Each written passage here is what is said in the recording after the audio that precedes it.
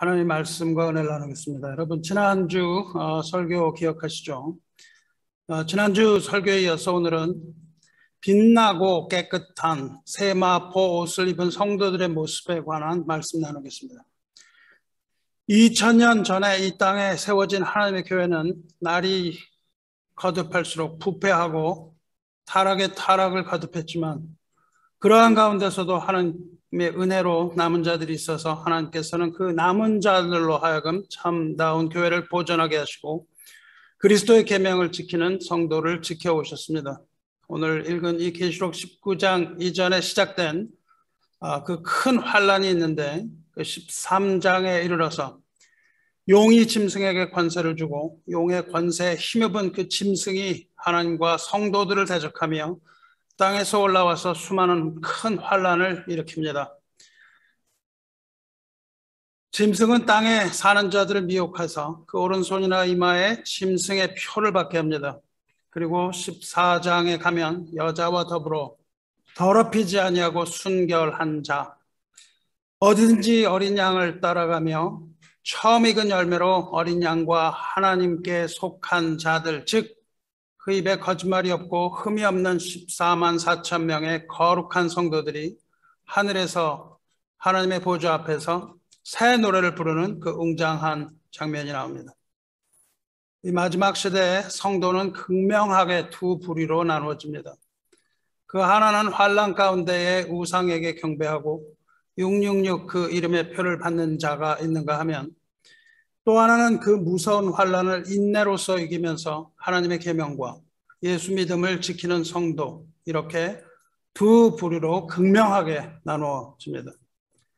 그 후에는 영원한 복음을 가진 세 천사가 하늘을 날아가면서 큰 성 바벨론이 무너질 것이다 이렇게 외치면서 누구든지 짐승과 그 우상에 경배하고 이마나 손에 짐승의 표를 받으면 하나님의 진노의 포도주를 마시게 될 것이라고 엄중하게 경고합니다.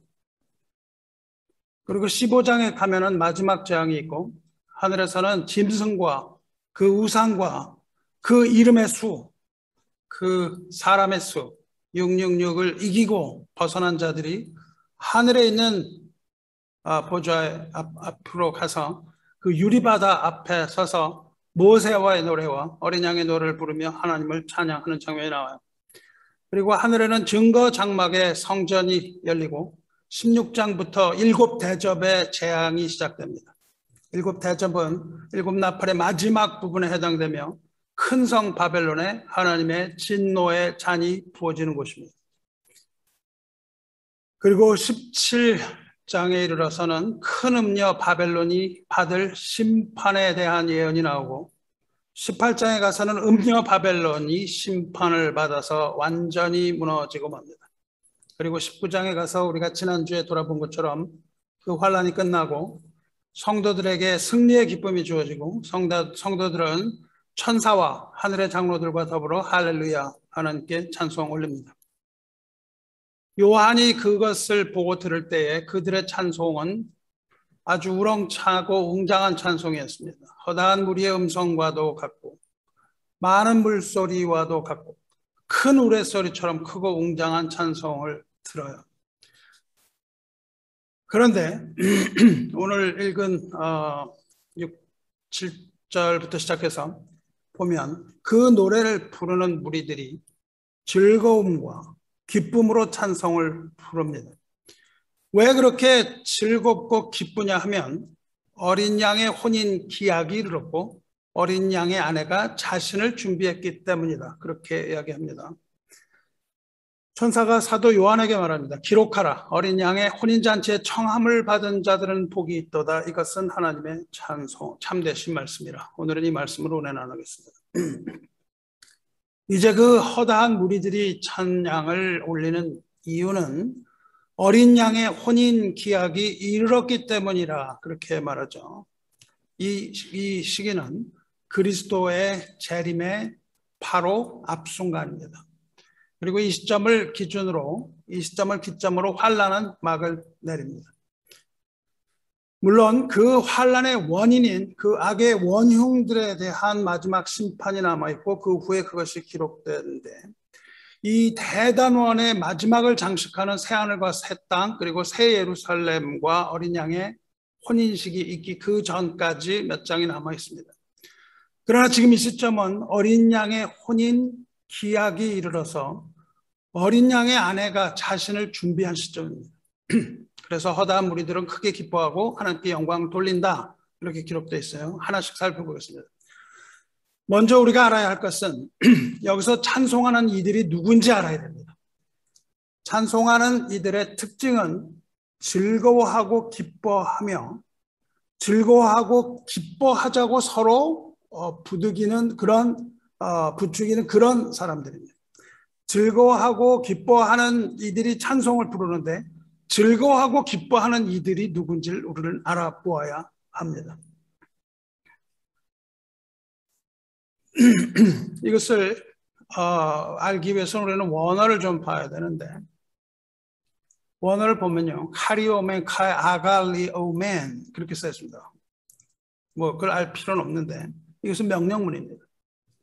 명령문보다는 뭐뭐 하자고 권하는 내용이에요. 이 문장이 신약 성경에 딱 2번 나옵니다. 여기 말고 단 한 군데 나와요. 즐거워하고 기뻐하라는 말이 딱 2번 나오는데, 여기서는 노래 부르는 사람들이 기뻐하고 즐거워하자 그렇게 얘기하는 거고요. 신약의 다른 부분에서는 기뻐하고 즐거워하라 그렇게 나옵니다. 어디일 것 같습니까? 누가 그렇게 말씀하셨냐면 예수님께서 그렇게 말씀하셨어요. 마태복음 5장 보면, 마태복음 5장은 예수님의 산상수훈이죠. 의를 위하여 박해를 받는 자는 복이 있나니 천국이 그들의 것임이라. 나로 말미암아 너희를 욕하고 박해하고 거짓으로 너희를 거슬려 모든 악한 말을 할 때는 너희에게 복이 있나니 기뻐하고 즐거워하라. 하늘에서 너희 상이 큼이라. 너희 전에 있던 선지자들도 이같이 박해하였느니라. 복음이 시작되는 시점에서 예수님께서 기뻐하고 즐거워하라. 하늘에서 너희의 상이 큼이라 이렇게 말씀하세요. 이 산상수훈의 마지막 부분입니다. 예수님께서 기뻐하고 즐거워하라 권하시고, 그 복음이 마치고 예수님이 오시는 그 시점에서 동일한 말이 다시 반복됩니다. 그렇다면 기뻐하고 즐거워하라는 이 말씀을 받은 자가 누구입니까? 그렇습니다. 이 말씀을 받은 자는 의를 위하여 박해를 받은 자들입니다. 하나님의 계명을 지키기 위해서 고통당하는 자입니다. 우상에게 절하기를 거부하고 불의와 타협하기를 거부하며 고통당하는 자들입니다. 하나님의 나라와 복음의 전파를 위해서 전진하고 고군분투하다가 고초당하는 성도들입니다. 예수의 이름 때문에 모든 불이익을 당한 성도들입니다. 예수의 이름 때문에 목숨을 잃고 순교한 성도들입니다. 예수의 이름으로 박해당한 사람들, 하지만 인내로서 승리를 거둔 모든 성도들, 주님을 배신하지 않고 끝까지 믿음을 지킨 성도들, 그 무서운 박해의 바다를 뚫고 우뚝 선 마지막 성도들이 바로 그 사람들입니다. 예수님께서는 그 사람들을 향하여 기뻐하고 즐거워하라 말씀하고 있습니다. 의를 위하여 박해를 받은 자의 복, 이것을 이야기하시기 이전에, 그 전에 무슨 말씀하시냐면은 화평하게 하는 자의 복에 대해 말씀하세요. 화평하게 하는 자는 복이 있다고 말씀하시고, 바로 이어서 의를 위하여 박해를 받는 자의 복, 2가지를 back to back 이어서 얘기하세요. 화평하게 하는 자는 의를 위하여 박해를 받는 자와 동일한 자들입니다. 그러니까 화평하게 하는 자는 그 증오와 편견과 미움, 이런 것들을 화평으로 돌리게 하는 거지만, 화평하게 하는 자가 모든 사람들로부터 환영받지 못한다는 겁니다. 오히려 화평하게 하는 자가 의를 위하여 박해를 받을 수도 있다는 거예요. 여러분이 화평하게 하려고 하면 박해를 받는 거예요. 성도 여러분, 세상에 대해서 그리고 형제 가운데 화평한 자가 되기를 힘쓰시길 바랍니다.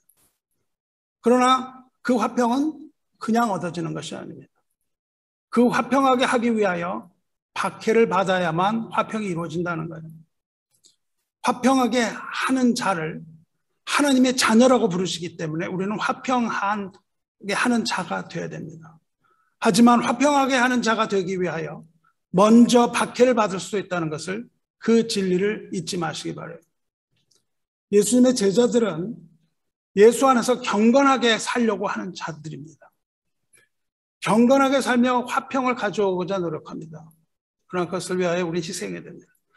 예수의 제자들은 예수 안에서 경건하게 살려고 하는데, 하지만 디모데후서 3장 12절에 무릇 그리스도 예수 안에서 경건하게 살고자 하는 자는 박해를 받으리라 말했습니다. 진정 그리스도 안에서 경건하게 살려고 한다면 반드시 박해를 받게 된다는 것, 이 사실을 잊지 마시기 바랍니다. 그 핍박을 받는 건 너무나 당연한 일이라는 것을 잊지 마시기 바랍니다. 여러분, 박해는 뭐 옛날에는 있었지 지금 뭐 그런 게 어디 있습니까? 무슨 박해입니다. 그렇게 생각하지 않으세요? 아닙니다. 여러분과 저에게 박해가 없는 이유는 그리스도의 복음 안에서 경건히 살지 않기 때문에 그렇습니다. 우리가 경건하게 살면 반드시 박해가 있는 법입니다. 우리에게 박해가 없는 이유는 복음을 전하지 않기 때문입니다. 편안하게 살기 때문입니다. 여러분은 세상에서 숨어 살지 않습니까? 여러분이 그리스도이며 나는 이러이러한 것을 믿는다, 이렇게 여러분 세상에서 밝히며 삽니까? 하버드 스퀘어 한번 가서 얘기해 보세요.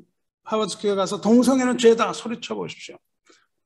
거기에 가서 천국에 가까웠으니 회개하고 주 예수를 믿으라고 말해 보시기 바랍니다. 유대인 회당 바로 옆에 있습니다. 유대인 회당에 가까워 있으면 오직 주 예수만이 구원의 길이라고 여러분 거기 가서 말해 보시기 바랍니다.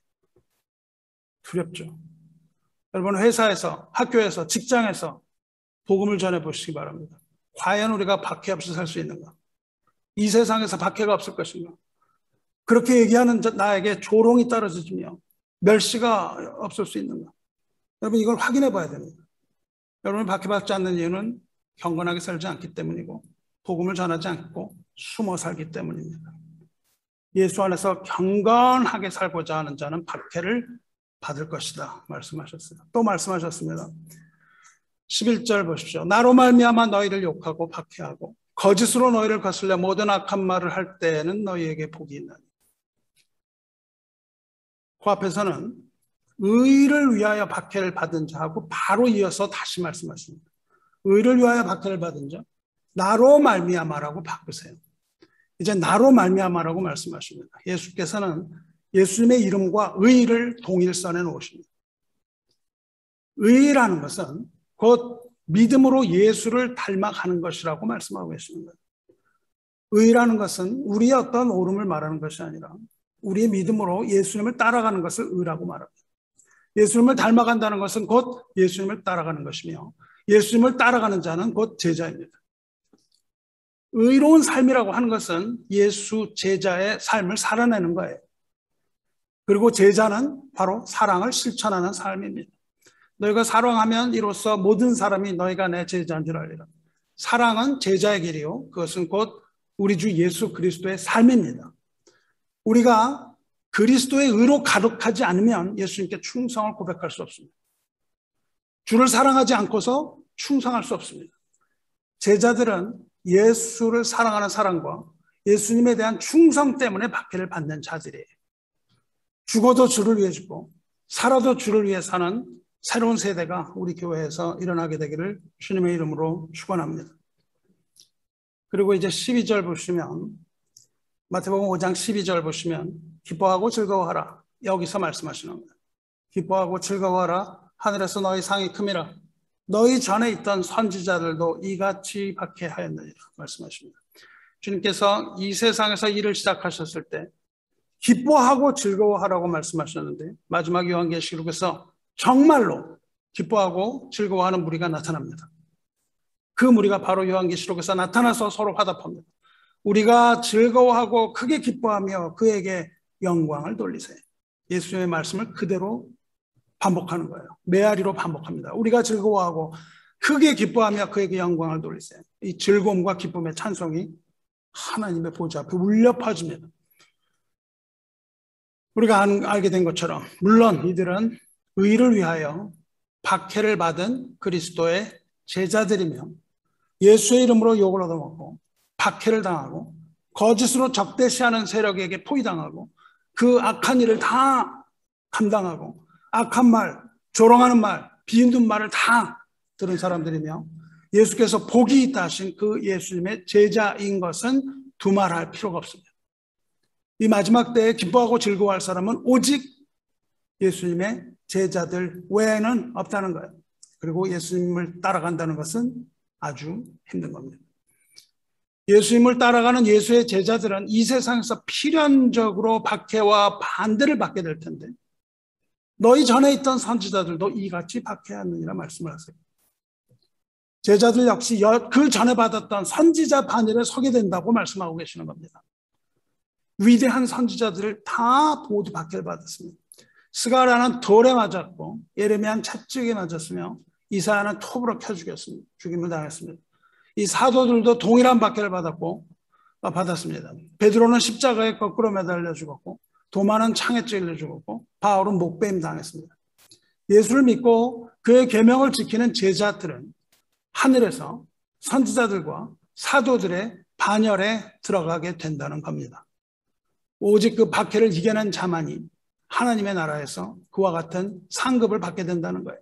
그것이 바로 하늘에서 얻을 상입니다. 기뻐하고 즐거워하라. 하늘에서 너희의 상이 흠이라. 성도 여러분, 주님의 이름을 위해서 박해받고 주님의 이름을 지키기 위해서 무진애를 쓰면서 끝까지 신앙을 지키면 하늘에서 큰 상이 있게 될 줄을 믿으시기 바랍니다. 모든 선지자들도 다 그렇게 박해받았고 믿음의 선배들 역시 다 그렇게 됐습니다. 그러므로 세상이 교회를 미워하는 것은 당연한 일입니다. 세상이 교회를 미워하면 미워할수록 마지막이 가깝다는 것을 의미해요. 주님의 교회는 미움을 당하게 되어 있습니다. 그토록 미워하는 세상을 향하여서 우리를 미워하는 세상을 향하여 복음을 선포해야 하고 그럼에도 불구하고 세상의 소금과 빛으로서 세상을 밝혀야 하는 것이 우리의 사명입니다. 우리를 미워하고 우리를 때리고 욕하는 자들을 용서하고 그들에게 복음을 전해야 하는 것이 교회의 사명입니다. 그들을 함께 미워해서는 안 되는 겁니다. 그들을 욕해서는 안 되는 겁니다. 우리는 그러한 가운데 그 당하는 모든 수모를 참아내며 우리는 세상에 복음을 전해야 돼요. 마태복음 5장 계속해서 읽으면 16절에 너희 빛이 사람 앞에 비치게 하여 그들로 너희 착한 행실을 보고 하늘에 계신 너희 아버지께 영광을 돌리게 하라. 여기서 착한 행실의 밑줄을 그으시기 바랍니다.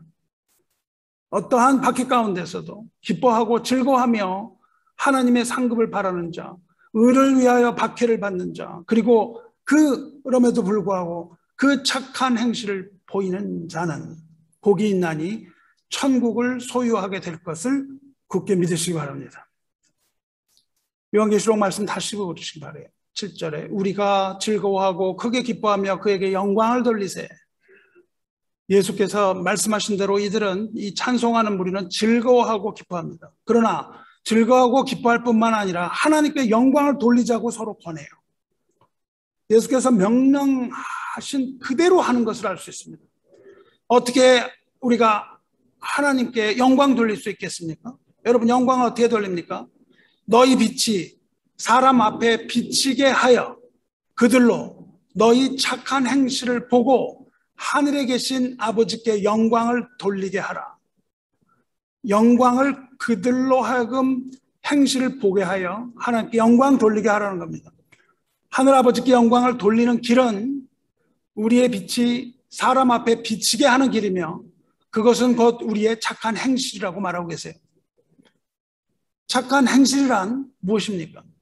그 앞에서 말한 하나님의 의, 곧 예수 그리스도를 말하는 겁니다. 우리의 빛은 어둠에서 이 어두운 세상에 빛으로 오신 예수를 말합니다. 우리는 빛이 아니죠. 우리에게 오신 그 빛은 예수 그리스도를 말합니다. 그 빛을 세상에 비추는 일이 바로 착한 행실이라고 말하고 있어요. 여러분이 본 그 빛을 세상에 비추는 것, 그것이 착한 행실이며 그것이 곧 아버지를 영화롭게 하는 일입니다. 그 빛이 먼저 우리에게 비쳤어요. 고린도후서 4장 6절을 보면 어두운 데 빛이 빛이라 말씀하셨던 그 하나님께서 예수 그리스도의 얼굴에 있는 하나님의 영광을 아는 빛을 우리 마음에 비추셨느니라 말씀하십니다. 그러므로 우리는 예수의 빛을 이미 받은 자이며 하나님의 영광을 아는 빛을 받고 유일하신 하나님과 그가 보내신 자 예수를 알게 된 사람들입니다. 하나님과 그 예수를 안다는 것은 곧 영생을 얻었다는 거예요. 영생은 곧 유일하신 참 하나님과 그가 보내신 자 예수 그리스도를 아는 것입니다 말씀하셨어요. 그래서 그 빛을 받고 우리가 성령의 조명을 받아서 하나님을 알게 된다면 이미 우리는 영생을 소유한 거예요. 영생이라는 것은 여러분이 죽어서 죽은 후에 이루어지는 어떤 것이 아니라 예수 참 하나님과 예수 그리스도를 알게 되는 순간에 여러분의 영생은 시작되는 겁니다. 그러므로 그리스도를 따라가는 제자는 영생을 얻은 자이며 빛을 본 자이며 하나님의 영광을 알게 된 자입니다. 이러한 제자가 되시길 주님의 이름으로 축원합니다. 이렇게 사람들에게 예수의 빛을 비추면 어떤 일이 일어날까요? 그들이 곧바로 예수를 믿고 돌아오겠습니까? 그게 아니라 세상에 예수에 비추면 세상은 여러분을 박해한다는 겁니다. 하지만 박해를 두려워해서 우리가 예수의 빛을 감춘다면 하나님께 영광을 돌릴 수 없게 되는 겁니다. 그리스도를 세상에 드러내는 일이 우리의 믿음입니다. 믿음이 없이 그리스도를 드러내지 못해요. 그것이 우리의 믿음이며 믿음에 따르는 우리의 행위, 곧 그리스도 안에 있는 사랑의 행위입니다. 복음을 전하는 것은 그리스도 안에 있는 사랑의 행위예요. 빛을 들고 세상에 나가는 것, 예수 그리스도를 믿는 그 믿음과 사랑으로 아버지께 영광 돌리는 일, 이것이 바로 제자들이 세상을 살아가야만 하는 유일한 이유입니다. 그것이 없으면 제자는 이 세상을 살 이유가 없어요. 바로 하나님의 나라로 가면 됩니다. 하지만 그것이 끝이 아니고 우리는 빛을 들고 세상으로 나가야 되는 거예요. 이렇게 예수를 증거하는 자들이 제자입니다. 여기서 즐거워한다는 말에는 그 말뿐만 아니라 행위가 포함됩니다. 만일 행위가 따르지 않는다면 선한 말은 아무 의미 없는 겁니다. 행함이 없는 믿음은 죽은 믿음이라고 말하지 않았습니까? 믿음이 살아서 우리의 삶 가운데에 작용을 하면 천국에 대한 증거를 만들어내는 겁니다. 그것이 하나님께 영광이 되는 거예요. 이것이 바로 착한 행실이라고 말하고 선한 행실이라고 말하는 거예요. 베드로전서 2장 12절에 너희가 이방인 중에서 행실을 선하게 가져 너희를 악행한다고 비방하는 자들로 하여금, 선한 행실 보이면 어떻게 말한다고요? 악하다고 말을 한다고요. 악행한다고 비방하는 자들로 하여금 너희 선한 일을 보고 오시는 날에 하나님께 영광을 돌리게 하려 함이라. 이것이 선한 일을 해야 되는 이유입니다. 우리가 여기서 이방인이라는 것은 아직 그리스도를 영접하지 않은 사람들이에요. 이방인들이 너희 선한 일을 보고, 이 본다는 말은 감시한다는 뜻입니다. 이방인들이 우리를 감시한다고요. 돋보기를 들이대고 여러분을 보고 있다고요. 어떻게 하고 있나, 예수 믿는다고 하면서 무슨 짓들을 하고 있나를 감시한다는 거예요. 그리고 감시를 할 뿐만 아니라 진행형입니다. 감시하고 있다는 겁니다. Keep on watching, keep on investigating, 그런 뜻이에요. 그러니까 믿지 않는 사람들이 눈에 불을 켜고 여러분을 감시하고 있다는 의미입니다. 여러분이 하는 일을 감시하고 있는 거예요. 교회 밖에서 여러분이 하는 일을 감시하고 있습니다. 그들의 감시 안에서 여러분이 선한 일, 의로운 일을 하고 있다면, 하나님 기뻐하시는 일을 하고 있다면, 오시는 날, 누가 오세요? 예수께서 다시 오시는 날, 예수님께서 재림하시는 날, 주님께서 우리를 다시 방문하시는 날, 우리에게 위로와 해방을 주시는 날, 심판과 형벌의 날, 믿지 않는 사람들이 그때 회개하고 주님께로 돌아오면 오시는 날, 그때 우리가 하나님께 영광을 돌리게 된다. 그 말씀하고 계십니다. 여러분 두렵지 않습니까? 세상에 돋보기를 들고 여러분을 어떤 티끌이 있나 들여다보고 있다니까요. 여러분 여기에서는 거룩하죠? 교회를 나가는 순간 여러분의 몸에 허물과 티와 세상 사람 같지도 않은 그런 것들을 보인다면 세상이 그것을 바라본다는 겁니다. 그러면 회개의 기회가 없게 되는 것이며 하나님께서 그것에 대해 진노하시는 겁니다. 사랑하는 성도 여러분, 이 말씀을 우리가 종합해 보면 놀랍지 않습니까? 의로 인해서 박해를 받는 자, 예수의 이름으로 고통받는 자, 이런 자들이 세상을 이기고 증인이 되어서 세상에 예수의 빛을 비추어 살면 오시는 날, 재림의 날 기뻐하고 즐거워하며 하나님께 영광을 돌리는 것, 이것이 바로 예수 그리스도의 재림과 어린 양 혼인식의 비밀입니다. 주 안에서 믿음을 가지고 살면서 예수의 계명, 그 사랑의 계명을 지키면서 선한 행실로 주님 오시는 그날 하나님께 영광 돌리는 그런 복된 성도 되시기를 주님의 이름으로 축원합니다. 그리스도의 빛을 세상에 비추는 거울이 되시길 바랍니다. 거울을 여러분 잘 닦으셔야 돼요. 그 거울에 더러운 죄가 묻어 있으면 빛을 비출 수가 없는 겁니다. 여러분은 그 거울을 닦기만 하면 됩니다. 그렇게 해서 세상에 비춰야 돼요. 여러분이 세상에 나가지 못하고 보이지 않는 교회 속으로 숨는 것은 부르심을 거부하는 겁니다. 하나님이 교회로 부르셨지만 세상으로 나가지 못하고 안전한 곳에 숨는 것, 그거는 부르심을 거부하는 거예요. 보이지 않는 곳에 숨는 교회, 숨어서 편히 지내려는 이 교회는 예수를 따르는 교회가 절대 아닙니다. 여러분의 컴포터블한 그 카우치에 들어가지 마세요. 소파에 들어가서 앉아있지 말라고. 이제 더 이상 숨지 말고 세상에 나가야 됩니다. 그 세상에 나가서 믿지 않는 사람들과 살아야 되는 겁니다. 여러분은 수도승이 아닙니다. 여기 와서 어떤 돌을 닦는 사람들이 아니에요. 세상으로 나가야 합니다. 믿지 않는 사람들의 감시 속으로 들어가는 겁니다. 믿지 않는 사람들의 감시 속에 들어가서 하나님의 빛을 드러내는 그런 교회가 되시기를 축원합니다. 선한 행실에 관하여 오해가 많습니다. 그래서 우리는 그 선한 행실에 관하여 조금 더 추적해 보려고 합니다. 요한계시록 본문으로 돌아갑니다. 7절 다시 돌아가면 우리가 즐거워하고 크게 기뻐하며 그에게 영광을 돌리세 어린 양의 혼인 기약이 이르렀고 그의 아내가 자신을 좌했으므로 그렇게 말하잖아요. 여러분 기억하시기 바라요. 박해와 고난 가운데 끝까지 믿음을 지킨 성도가 왜 그리 즐거워하고 왜 그리 영광을 돌립니까? 왜냐하면 어린 양의 혼인 기약이 이르렀기 때문이고 어린 양의 아내가 자신을 준비했기 때문이라고 말했잖아요. 어린 양이신 그리스도께서 다시 오시기 때문에 기뻐하고 즐거워한다는 겁니다. 어린 양은 물론 우리를 위해서 십자가에서 죽으신 예수 그리스도이며 이 혼인식의 주인인 신랑입니다. 그리고 어린 양의 아내는 마지막 날 그리스도의 교회와 및 끝까지 인내하고 고난을 이겨낸 성도, 예수의 계명을 지키며 복음의 증인인 그리스도의 제자들입니다. 여기서 아내라고 표현된 헬라어는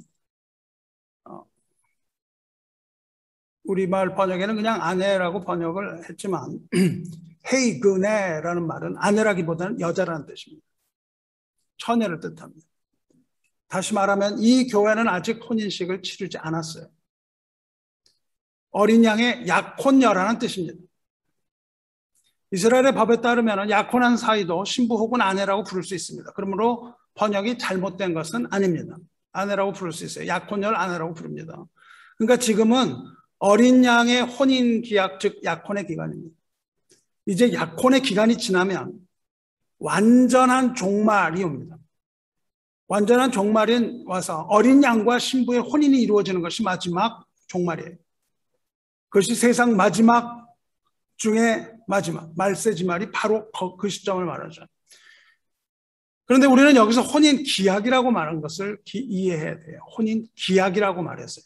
유대 전통에 따르면 신부와 신랑이 신부에게 청혼해서 약혼 예식을 하고 정혼을 합니다. 약혼을 해요. 그리고 정혼을 해요.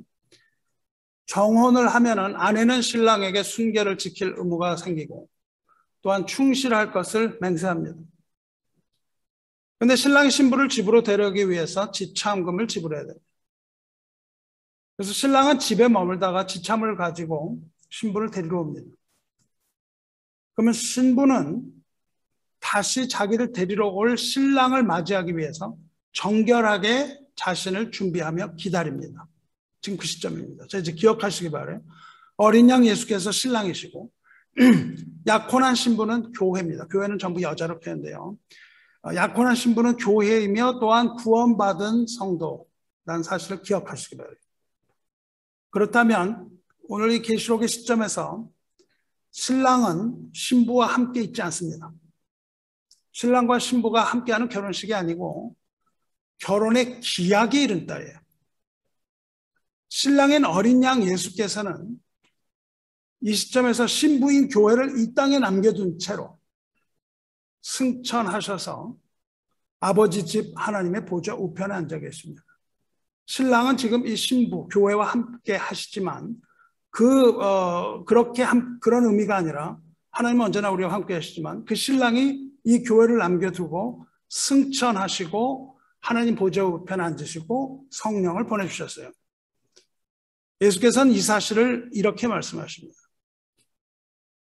요한복음 14장에서 말씀하시기를 너희는 마음에 근심하지 말라. 하나님을 믿으니 또 나를 믿으라. 내 아버지 집에 거할 곳이 많도다. 그렇지 않으면 너희에게 일렀으리라. 내가 너희를 위하여 거처를 예비하러 가노니 가서 너희를 위하여 거처를 예비하면 내가 다시 와서 너희로 내게로 영접하여 나 있는 곳에 너희도 있게 하리라. 이 신랑은 지금 아버지 집에 가서 함께 거할 거처를 마련하고 계시다는 거예요. 신랑은 지금 함께 있지 않습니다. 신랑은 이미 지참금을 지불하고 정혼한 사이입니다. 교회에 지참금을 지불하셨어요. 하지만 지금은 하늘의 처소를 마련하기 위하여 아버지 집에 계십니다. 물론 어린 양이 지불한 지참금은 어린 양 자신의 피입니다. 피로써 지참금을 지불하셨다고. 십자가에서 흘리신 그 피가 교회를 위하여 지불한 값임을 두말할 나위가 없습니다. 그런데 이 땅에 남겨진 신부는 지금 짐승과 용이 가져오는 온갖 환난과 유혹을 견디면서 다시 올 신랑을 학수고대하고 기다리고 있습니다. 그것이 지금 교회 모습이에요. 신랑이 오는 그날, 이전에는 공중권세를 잡은 마귀가 이 세상을 지배하고 있으므로 교회의 택한 백성도 어떻게든 미혹하려고 합니다. 여러분의 하루하루의 삶, 순간순간에 미혹의 영이 역사합니다. 그렇게 해서 신부를 배도하게 만들려고 하는 거예요. 그런데 신랑이 오는 그날, 어느 날 밤에 갑자기 신랑이 온다고 했는데 마중 나갈 때 길을 비출 그 등과 그 등을 밝힐 기름을 준비하고 기다리고 있는 지혜로운 5 처녀와 같이 순결을 지키며 신랑이 오기만을 기다리는 교회가 있습니다. 하지만 그렇지 않은 교회가 많다는 거예요. 생각해 보시기 바랍니다. 신랑이 지금 갔어요. 보이질 않아요. 그럴 경우 신부가 기다리지 않을 수도 있는 겁니다. 군대에 간 남자친구가 있는데 그동안에 다른 짓을 할 수가 있다는 거죠. 만약 신부가 신랑을 기다리지 못하고 정절을 지키지 못한다면 약혼은 파기됩니다. 그리고 그 신부를, 그렇게 파기한 신부를 음녀라고 부르는 겁니다. 이 음녀가 바로 앞에서 말한 물 위에 앉은 큰 음녀이며 땅의 임금들과 더불어 음행하고 땅에 사는 자들과 음행하여 그 음행의 포도주에 취하게 만든 그 음녀입니다. 그러니까 음녀는 교회를 말합니다. 음녀는 기다리지 못하는 교회입니다. 17장을 보면 음녀가 앉은 그물은 백성과 무리와 열국과 방언이라고 말해요. 즉 어린 양을 배도한 이 세상의 모든 존재하는 세상 교회가 바로 음녀입니다. 백성과 무리와 열국과 방언 모든 퍼져 있는 교회가 음녀입니다. 반대로 끝까지 순결을 지키는 교회와 끝까지 순결을 지키는 성도들은 그리스도의 순결한 신부, 어린 양으로 준비되는 아내예요. 그리스도의 순결한 신부는 뭘 하고 있냐면 그 혼인식을 준비하는 겁니다. 등을 밝힐 기름도 준비해야지만 또한 준비하는 것은 혼인식에 입을 옷을 준비하고 있는 겁니다. 어린 양의 혼인 기약이 이르렀고 그의 아내가 자신을 준비하였으므로 그에게 빛나고 깨끗한 세마포 옷을 입도록 허락하셨으니 이 세마포 옷은 성도들의 옳은 행실이로다 하더라 말씀하세요. 신부가 입어야 할 옷은 빛나고 깨끗한 세마포 옷입니다. 신부는 세마포 옷을 입고 신랑이 오기를 기다리고 있는 거예요. 인간에게 있어서 옷이라는 건 그 사람의 정체성을 말합니다. 왕의 옷을 입은 사람은 왕의 옷을 입고 왕의 행세를 하는 것이며 거지 옷을 입은 사람은 거지 옷을 입고 거지 행세를 하는 겁니다. 예수 그리스도를 입어서 구원을 얻었다는 말은 죄로 물들어 더러운 이 옷을 벗어버리고 새로운 옷으로 갈아입는 것과 같습니다. 신분이 변하게 됐다는 거예요. 여러분이 신분이 변하는 겁니다. 믿음으로 구원을 얻으면 새 옷을 입어야 해요. 어린 양의 혼인식을 바라보는 어린 양의 아내는 구원받은 성도를 말하잖아요. 어린 양의 혼인식에 가야 되는데 그 신부는 그 교회는 입고 가야 하는 옷이 있습니다. 준비해야 되는 그 옷이 바로 빛나고 깨끗한 세마포 옷입니다. 세마포라는 것은 우리 면 같은 천을 말해요. 리넨입니다. 리넨. 그리고 빛난다 하는 것은 영광의 광채를 말합니다. 빛나는 옷을 입어야 됩니다. 예수님께서 알곡과 가라지 비유를 말씀하실 때요, 이 알곡과 가라지 비유는 교회를 말합니다. 교회 내에 있는 알곡과 교회 내에 있는 가라지예요. 교회는 알곡이고 세상의 가라지가 절대 아닙니다. 예수님은 바깥 세상에 대하여 얘기하시지 않으셨어요. 교회 내에 알곡과 가라지가 있다는 거예요.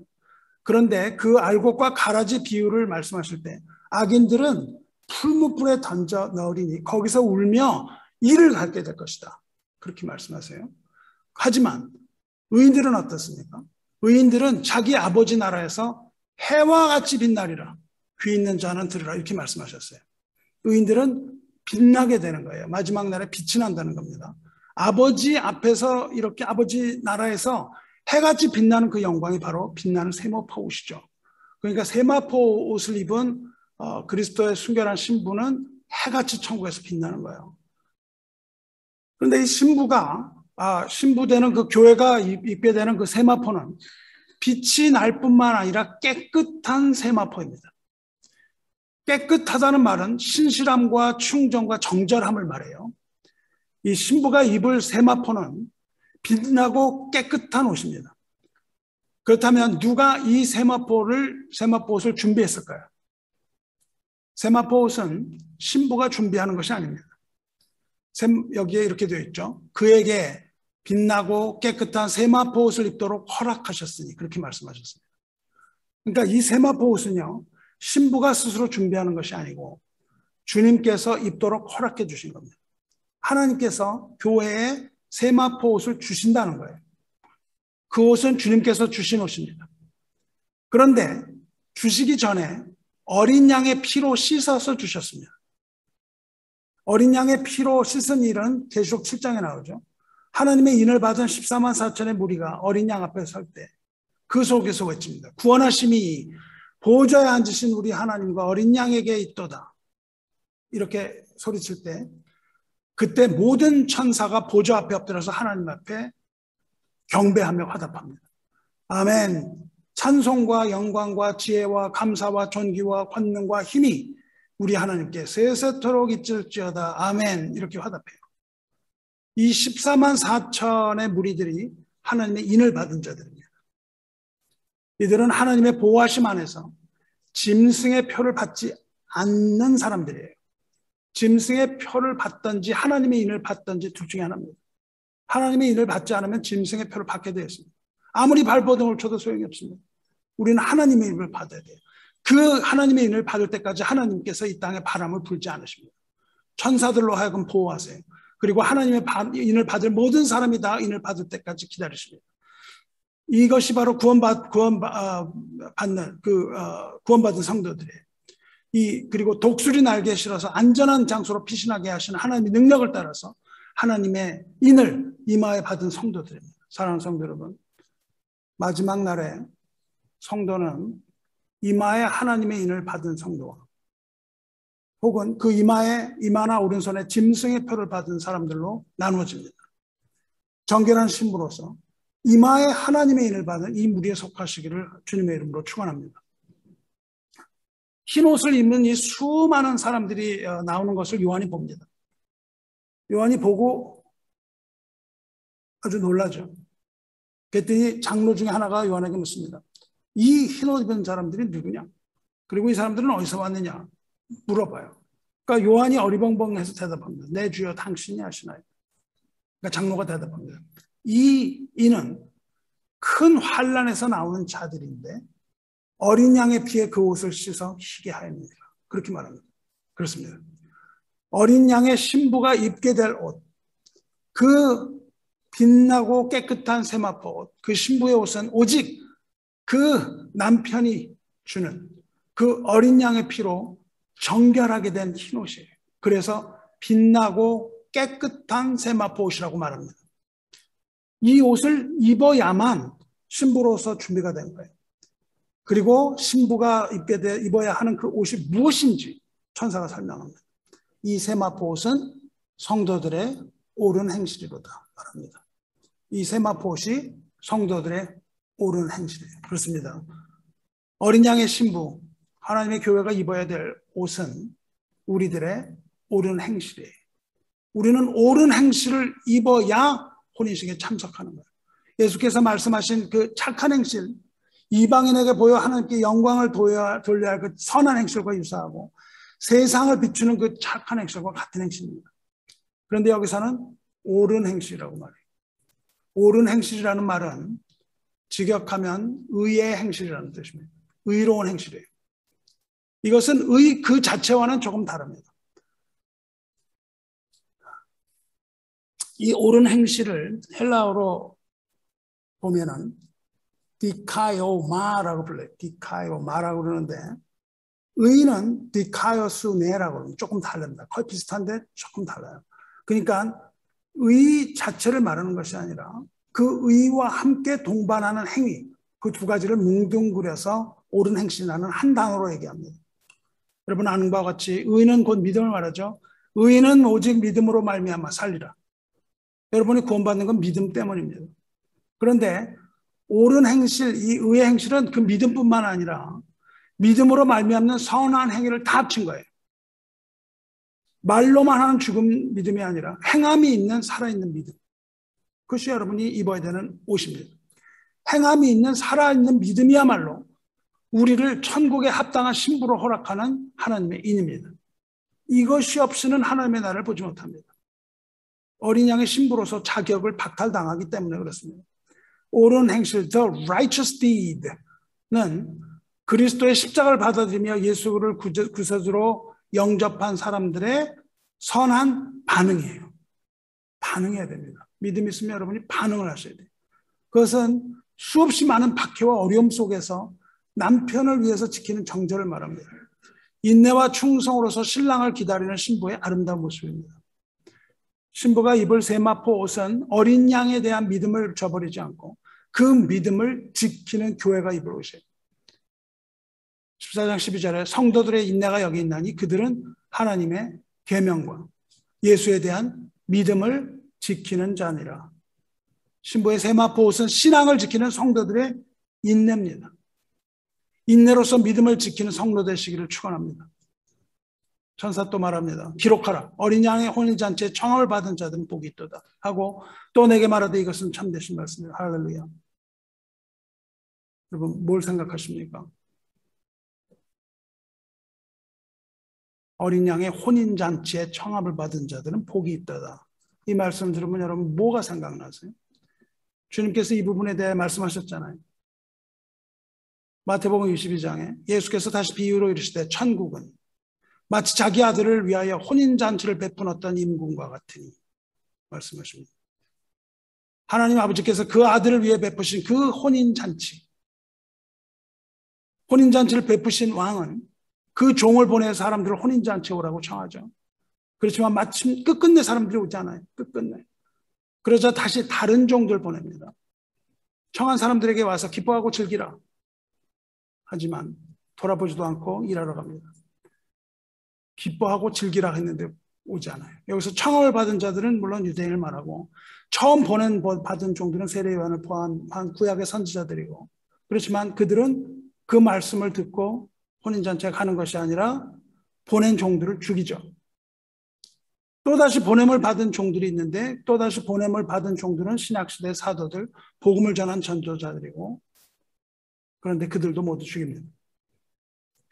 이제 혼인잔치를 준비하는 왕은 거절한 자들을 모두 진멸한 뒤에 내거리 나가서 사람을 다 청해오라 그래요. 아무나.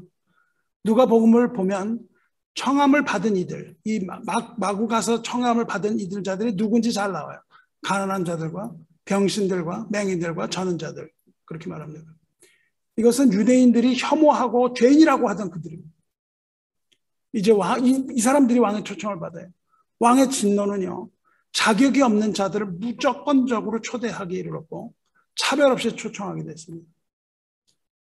이제 종들이 나가서 악한 자나 선한 자나 만나는 대로 모두 데려오니 혼인잔치에 손님들이 가득하게 되었더라. 그렇습니다. 천국 초대는 차별이 없어요. 유대인들이 생각할 때 자기들은 의인이고 세리, 창녀, 병자, 가난한 자들은 뭐 상종조차 할 수 없는 그런 악인들이었고 하나님 나라에는 속할 수 없는 죄인이고 악인이라고 여겼는데, 하지만 그들이 전통적으로 세운 이 선악의 기준, 인간의 종교로서 세운 이 선악의 기준을 하나님께서는 전혀 참고하지 않으신다는 겁니다. 하나님께서는 사람의 외모를 보지 않고 중심 보시기 때문에 그래요. 그래서 누구라도 천국에 초청받아서 북적거리게 됐습니다. 하지만 마태복음 22장 1절을 보시기 바랍니다. 이것은 마지막에 심판에 관한 내용이에요. 당시에 연회를 열면요, 처음부터 주인이 나가서 이렇게 있는 것이 아닙니다. 처음부터 주인이 나가서 있는 것이 아니라 연회가 이제 무르익어갖고 식사 시간이 될 때 그때 주인이 나타나요. 주인이 나타나서 식사 시간에 주인을 환영합니다. 그러니까 이 아들을 위한 이 혼인잔치에 왕이 처음부터 나타나질 않아요. 그런데 그 왕이 이제 나타납니다. 11절 보면요, 임금이 손님들을 보러 들어올세. 누가 왔나 보는 거예요. 와서 거기서 예복을 입지 않은 한 사람을 보고 이르되 친구여 어찌하여 예복을 입지 않고 여기 들어왔느냐 하니 그가 아무 말도 못하거늘 임금이 사원들에게 말하되 그 손발을 묶어 바깥 어두운 데 내던지라. 거기서 슬피 울며 이를 가게 되는, 이게 뭐 우리가 생각할 때 좀 비상적인 상식적인 것 같습니다. 그런데 이것을 알게 되면 뭐 자명한 일이에요. 이제 임금이 그 만찬에 와서 손님들을 살핍니다. 손님들을 살폈는데 그 중에 예복을 입지 않은 사람이 하나 있는 거예요. 왕은 손님을 초청할 때 제대로 된 옷을 입고 오게 하기 위하여 옷을 하사합니다. 이 옷을 입으라고 하사를 해요. 왕이 손님을 초청할 때 왕을 아련하는 그 사람에게 예복을 줘요. 그러니까 여기서 예복을 입지 않은 사람은 왕이 준 예복을 입지 않은 사람입니다. 그러니까 예복을 입지 않은 사람은 왕의 호의를 무시하고 혼인식에 무단으로 들어온 사람이거나 그 옷을 바꿔도 그것을 입지 않은 사람이에요. 그렇습니다. 천국은 아들 위해서 준비한 혼인식과 같다 그랬어요. 거기에는 오직 청함을 받은 사람만 들어갑니다. 청함을 받은 사람은 그리고 반드시 왕이 허락한 예복을 입어야 돼요. 여러분이 예복을 입어야 천국에 들어가는 거예요. 예복을 입지 않은 사람은 쫓겨나서 밖에서 슬피 울며 일을 가게 됩니다. 무단 침입했거나 왕이 준 예복을 무시하고 입지 않았기 때문에 그 예복은 하나님께서 우리에게 주신 예복입니다. 하나님이 우리에게 주셔야만 되는 것이고 우리는 반드시 그것을 입어야만 들어가는 거예요. 그렇습니다. 천국의 초대는 누구나 받습니다. 그러나 거기에 그들에게 선악은 문제되지 않아요. 그렇지만 반드시 예복을 입어서 더러운 몸을 가려야만 들어갑니다. 그 잔치에 합당한 예의를 갖춰야 됩니다. 초청한 왕에게 합당한 예의를 갖추어야만 하는 거예요. 혼인식에 초대된 신부는 반드시 예복을 입어야 되는데 그 예복이 바로 빛나고 깨끗한 세마포이시며 그것이 성도의 옳은 행실이며 그것이 바로 하나님께서 우리에게 허락하신 겁니다. 입을 수 있도록 허락하신 거예요. 이것이 바로 하나님이 입혀주시는 의의 옷이며 공의의 옷이고 세례 요한을 통해서 말씀하신 회개와 믿음과 더불어서 야고보 사도를 통해서 말씀하신 살아있는 믿음, 곧 성도의 옳은 행실입니다. 심판의 기준은 하나님의 초대였습니다. 하나님의 사랑을 받아들이고 수용하고 어린 양 예수를 영접하고 그 안에서 성도의 삶을 사는 그 성도의 아름다움이 선한 행실입니다. 왕이 주는 예복, 세마포를 입지 않고 자기 옷을 그대로 입고 들어간다 하는 것은 내 자신의 지식과 나의 행위, 나의 옳음, 나의 도덕, 나의 기준으로 구원하기에 충분하다고 믿거나 아니면 자기 자신을 믿는 불신앙을 말합니다. 이런 사람들을 예수님께서는 가라지라고 말씀하셨고 염소들이라고 말씀하셨고 못된 물고기라고 말씀하셨습니다. 주여 주여 하면서 불법을 행하는 자들이라고 말씀하셨고 이 자들로 교회가 가득하다고 말씀하신 겁니다. 그래서 우리는 스스로 돌아봐야 됩니다. 하나님의 은혜와 사랑의 초점을 가벼이 여기거나 만홀히 여기지 마시기 바랍니다. 하나님의 은혜를 무시하는 자는 하나님의 형벌도 두려워하지 않습니다. 형벌이 두렵지 않은 이유는 은혜를 무시하기 때문이에요. 하지만 그러한 불신앙은 하나님의 진노를 차곡차곡 쌓아가고 있고 마침내 하나님의 심판 면하지 못합니다. 어린 양의 순결한 신부가 입어야 할 그 옷은 빛나고 깨끗한 세마포 옷이에요. 근데 여러분, 세상의 교회는 어린 양의 신부만 있는 게 아니고 세상을 사랑하여 세상으로 간 교회, 배도한 음료 교회도 있다고 그러지 않았어요? 그렇다면 그 음료는 무슨 옷을 입고 있을까요? 하나님을 배도한 음료가 무슨 옷을 입고 있을까요? 그 음료가 입은 옷은 그 바로 앞에 계시록 18장에 나옵니다. 16절에 이르되 화이토다 큰 성이요 세마포 옷과 자주 옷과 붉은 옷을 입고 금과 보석과 진주로 꾸민 것인데 그러한 그가 한 시간에 망하였다. 무슨 옷을 입고 있습니까? 가짜 신부 음료 역시 동일하게 세마포 옷을 입고 있어요. 교회는 모두 세마포 옷을 입습니다. 가짜 교인들도 비슷하게 보인다는 뜻입니다. 겉으로 봐서 가짜 교인과 진짜 교인을 구별 못한다는 거예요. 알곡과 가라지를 구별 못하듯이 동일하게 세마포 옷을 입고 있어서 음료도 세마포 옷을 입고 있어서 구별이 안 가는 거예요. 하지만 음료가 입은 옷은 구별이 갑니다. 어떻게 구별합니까? 세마포 옷이긴 하지만 아주 빛나고 깨끗한 세마포 성도들의 옳은 행실이 아니라 자주 옷과 붉은 옷과 금과 보석과 진주로 꾸민 거예요. 권력과 욕망과 이런 것들로 옷을 더럽혔다는 겁니다. 그 옷들은 누가 가져왔냐고 얘기를 하냐면 그 옷들은 세상의 상인들이 음료에게 줘요. 사치스러운 상품으로서 음료에게 줍니다. 음료의 영혼이 탐하던 그런 것들입니다. 영혼이 탐하던 여러분이 그것을 탐하고 권력을 탐하고 뭐 재물을 탐하고 이렇게 할 때 세상이 여러분에게 주면 여러분의 세마포가 그것으로 얼룩지는 거예요. 그것을 울고 애통하며 사라지게 될 세상의 사치라고 말했어요. 즉 세속적인 탐심으로 더럽힌 옷을 말합니다. 더럽혀진 옷이에요.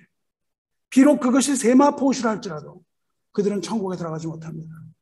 그 세마포 옷은 왕이 하사한 깨끗한 세마포 옷이 아니라 세상 사람들이 가져다 준 가짜 세마포, 썩을 사치품에 불과하기 때문에 여러분 이런 옷을 입지 마시기 바라요. 이런 옷을 입고 종교 행위를 계속해서는 안 됩니다.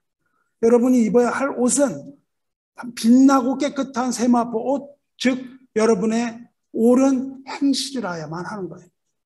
하나님께서는 그것을 알아보지 못하시겠습니까? 세마포 옷을 입고 그 예복을 입어야만 천국에 가요. 사랑하는 성도 여러분, 오늘 하신 모든 말씀이 어디에 나와 있습니까? 이 모든 것을 이사야 선지자가 간략하지만 이미 그 옛적에 정확하게 예언한 바 있습니다. 이사야서 6장 10절 읽어보시기 바랍니다. 내가 여호와로 말미암아 크게 기뻐하며 내 영혼이 나의 하나님으로 말미암아 즐거워하리니 말하잖아요. 기뻐하고 즐거워하잖아요. 이는 그가 구원의 옷을 내게 입히시며 하나님이 구원의 옷을 입히시며 공의의 겉옷을 내게 더하시니 공의가 바로 의로운 행실입니다. 옳은 행실이에요. 그것을 내게 더하시니 내게 옷을 입혀주셨다는 거예요. 이것이 신랑이 사모를 쓰며 신부가 자기 보석으로 단장함 같게 하셨습니다. 혼인식에 관하여 말하고 혼인식에서 기뻐하고 즐거워하는 사람들이 말하는데 그 기뻐하고 즐거워하는 사람이 옷을 입고 혼인식에 참여하게 될 것이라고 이사야 선지자가 이미 예언했습니다. 놀랍지 않습니까? 내 영혼이 하나님으로 말미암아 기뻐하고 즐거워한다고 말하고 그 구원의 옷을 내게 주신다는 겁니다. 성경은 이렇게 정교하게 기록되어 있고 정확하게 예언되어 있습니다. 고난과 핍박을 이긴 성도는 기쁨과 즐거움을 얻게 되는 겁니다. 그리고 어린 양의 혼인장치에 들어가게 되는 거예요. 그리고 순결한 신부는 빛나고 깨끗한 그 세마포 옷을 입고 신랑을 기다립니다. 주여 오시옵소서 마라나타 하면서 신랑을 기다리는 교회가 참된 교회입니다. 성령합니다. 마지막 시대 교회는요 이 세상에 멋진 삶을 살라고 라이프 코치하는 데가 절대 아닙니다. 교회는요, 마지막 시대의 교회는요, 어린 양의 신부를 준비시키는 곳입니다. 여러분이 어린 양의 혼인잔치에 들어갈 수 있도록 신부로 준비시키는 곳이에요. 교회는 하나님께서 주신 그 세마포 옷, 그 밝고 깨끗한 세마포 옷을 신부에게 입히는 곳이에요. 신부 단장을 시키는 곳이 되어야만 합니다. 마지막 시대의 교회, 우리 교회는 이 잠자는 영혼을 흔들어서 깨우는 교회가 되길 바랍니다. 이 옳은 행실과 사랑으로 성도를 세우는 그런 교회가 되길 바랍니다. 무늬만 크리스찬인 성도, 거듭나지 않은 성도, 썬데이 크리스찬은 세마포 옷 입지만 그 옷은 더러운 옷입니다. 새 속에 물들어진 더러운 옷이에요. 하나님의 백성이라면 하나님의 계명을 지켜야 됩니다. 예수의 계명, 사랑의 계명을 지켜야 됩니다. 그리고 예수의 증거를 가진 자라야 됩니다. 너희가 나를 사랑한다면 내 계명을 지켜야 한다고 하시는 그 어린 양 예수를 사랑하며 순결을 지키고 믿음을 지키는 신부가 되시기를 축원합니다. 처소를 예비하러 가신 그 어린 양 예수께서 이제 곧 돌아오시는 거예요. 신랑을 사모하고 사랑하며 다른 곳으로 눈을 돌리지 않고 그 신랑을 그리워하며 목말라 하는 삶 가운데 이 세상에 빛을 비추고 하나님께 영광을 돌리는 그런 삶을 사시기를 주님의 이름으로 축원합니다. 함께 기도하겠습니다. 은혜로우시며 자비로우신 하나님 아버지, 우리 멀어 있는 그 눈을 뜨게 하셔서 영적인 분별력을 배나 더하시고 우리에게 들을 수 있는 귀를 열어주셔서 천국의 비밀을 알 수 있게 허락하신 하나님께 감사와 존귀를 동길 때에 영광 받아주시며 우리의 기도를 들어주시옵소서. 이 교회와 하나님 앞에 부르심을 받아서 한 하나님의 백성들이 하나님께 드리는 찬송을 받으셨으니 이제 주께 영광 돌릴 때에 우리에게 기쁨과 즐거움을 더하여 주시옵소서. 어린 양의 혼인 기약이 이런 것을 우리에게 보여주셔서 그 한가운데 서게 해주시고 주님의 다시 오심을 믿음으로 바라보게 하시며 그 은혜의 생수를 마실 때마다 다시는 목마르지 아니하게 하시며 기쁨의 샘물을 마시며 혼인잔치에 참여하게 하여 주시옵소서. 주께서 예비하신 그 빛나고 깨끗한 세마포 옷으로 단장하게 하시고 주님 오시는 날 등불을 밝힐 성령의 기름을 준비하게 하셔서 밤에 갑자기 오실지라도 깨어있어서 주님을 영접함에 차질을 빚지 않게 하여 주시옵소서.